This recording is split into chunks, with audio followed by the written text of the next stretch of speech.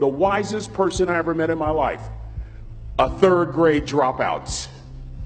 Wisest and dropout in the same sentence is rather oxymoronic, like jumbo shrimp.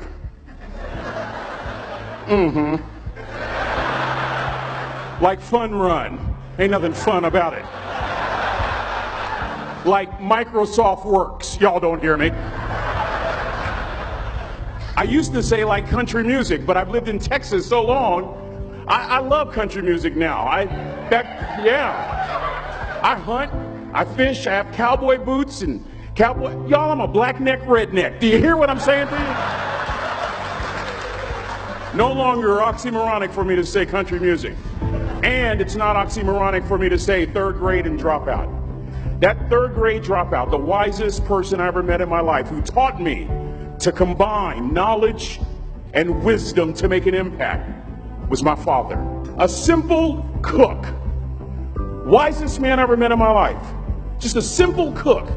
Left school in the third grade to help out on the family farm, but just because he left school doesn't mean his education stopped. Mark Twain once said, "I've never allowed my schooling to get in the way of my education." My father taught himself how to read, taught himself how to write, decided in the midst of Jim Crowism, as America was breathing the last gasp of the Civil War, my father decided he was going to stand and be a man. Not a black man, not a brown man, not a white man, but a man. He literally challenged himself to be the best that he could all the days of his life. I have 4 degrees. My brother is a judge. We're not the smartest ones in our family. It's a third grade dropout daddy. A third grade dropout daddy who was quoting Michelangelo, saying to us, "Boys, I won't have a problem if you aim high and miss, but I'm going to have a real issue if you aim low and hit." A country mother quoting Henry Ford, saying, "If you think you can or if you think you can't, you're right." I learned that from a third grade drop. Simple lessons. Lessons like these. Son, you'd rather be an hour early than a minute late. We never knew what time it was at my house because the clocks were always ahead. My mother said for nearly 30 years my father left the house at 3:45 in the morning. One day she asked him, "Why, Daddy?" He said, "Maybe one of my boys will catch me in the act of excellence." I want to share 2 things with you. Aristotle said, "You are what you repeatedly do." Therefore, excellence ought to be a habit, not an act. Don't ever forget that. I know you're tough, but always remember to be kind. Always. Don't ever forget that. Never embarrass mama. Yeah. If mama ain't happy, ain't nobody happy. If daddy ain't happy, don't nobody care. But you know, I'm trying to tell you. Next lesson. Lesson from a cook over there in the galley. Son, make sure your servant's towel is bigger than your ego. Ego is the anesthesia that deadens the pain of stupidity.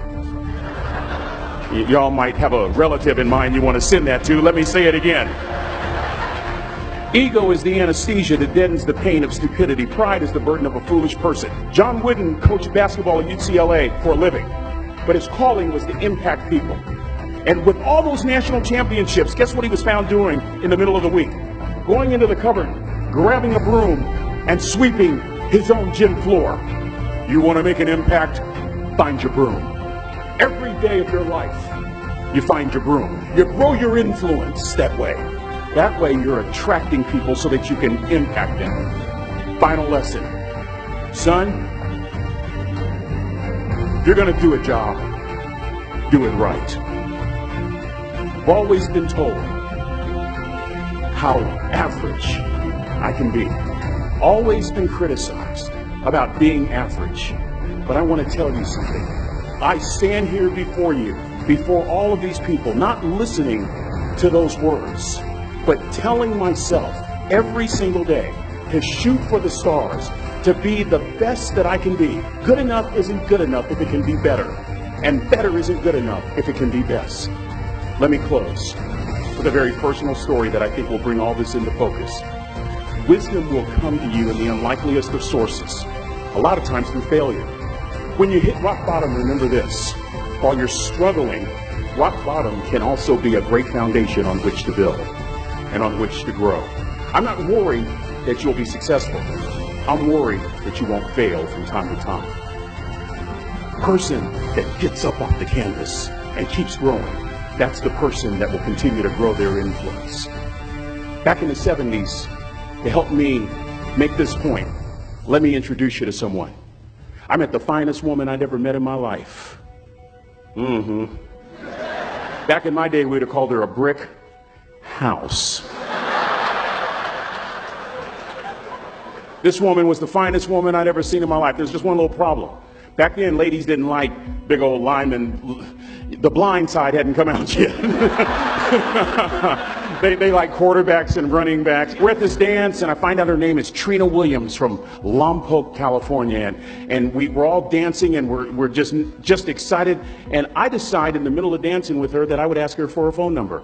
Trina was the first one. Trina was the only woman in college who gave me her real telephone number. The next day, we walked to Baskin & Robbins ice cream parlor. My friends couldn't believe it. This has been 40 years ago, and my friends still can't believe it. We go on a second date, and a third date, and a fourth date. We drive from Chico to Vallejo so that she could meet my parents. My father meets her. My daddy, my hero, he meets her, pulls me to the side and says, "Is she psycho?" But anyway, we go together for a year, 2 years, 3 years, 4 years. By now, Trina's a senior in college. I'm still a freshman, but I'm working some things out. I'm so glad I graduated in 4 terms. Nixon, Ford, Carter, Reagan. So now it's time to propose. So I talk to her girlfriends, and it's California. It's in the 70s, so it has to be outside. Have to have a candle, and you have to have, some chocolate. Listen, I'm from the hood. I had a bottle of Boone's Farm wine. That's what I had. She said yes. That was the key.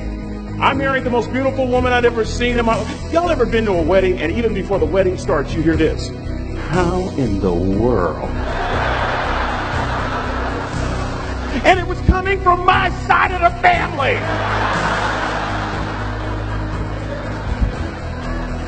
We get married, we have a few children, our lives are great.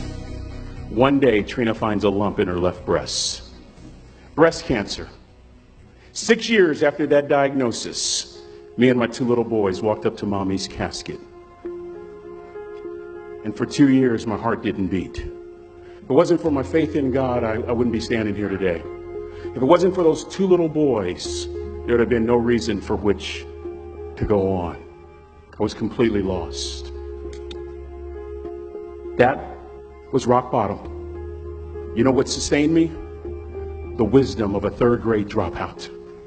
The wisdom of a simple cook. We're at the casket. I'd never seen my dad cry. But this time I saw my dad cry. That was his daughter. Trina was his daughter, not his daughter-in-law. And I'm right behind my father, about to see her for the last time on this earth. And my father shared 3 words with me that changed my life right there at the casket. It would be the last lesson he would ever teach me.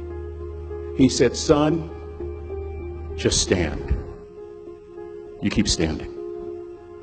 You keep standing, no matter how rough the sea, you keep standing." And I'm not talking about just water. You keep standing. No matter what, you don't give up. And as clearly as I'm talking to you today, these were some of her last words to me. She looked me in the eye and she said, "It doesn't matter to me any longer how long I live. What matters to me most is how I live." I ask y'all one question, a question that I was asked all my life by a 3rd grade dropout. How you living? How you living? Every day ask yourself that question, how you living? Here's what a cook would suggest you to live this way. That you would not judge, that you would show up early, that you'd be kind, that you'd make sure that that servant's towel is huge and used, that if you're going to do something, you do it the right way. That cook would tell you this, that it's never wrong to do the right thing, that how you do anything is how you do everything. And in that way, you will grow your influence to make an impact. In that way, you will honor all those who have gone before you, who have invested in you. Look in those unlikeliest places for wisdom. Enhance your life every day by seeking that wisdom and asking yourself every night, how am I living? May God richly bless y'all. Thank you for having me.